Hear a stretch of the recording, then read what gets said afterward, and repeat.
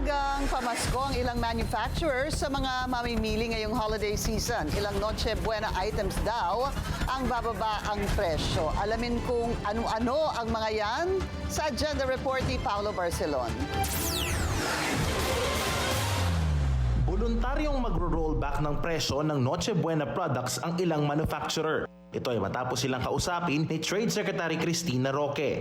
May ibang items na nag-rollback din, like the CDO ham, the American ham na Christmas ham siya, nag-rollback siya. Tapos yung queso de bola, dents, nag-rollback din. Tapos yung sunshine spaghetti sauce, nag-rollback din.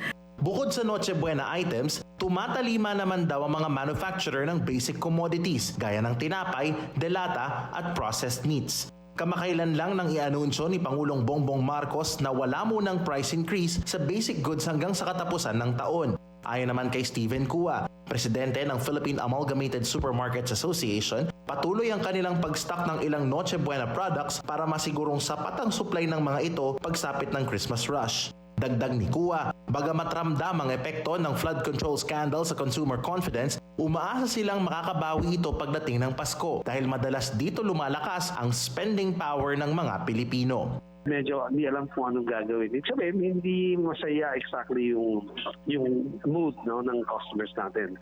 Pero I'm sure, nearing Christmas, palagi ko, mapubura lahat ng mga issues about flood control and all of that. And huwag lang bakain tayo ulit. Pag pinaha tayo ulit, ayan, talaga, everyday, yun lang ang kakainin natin.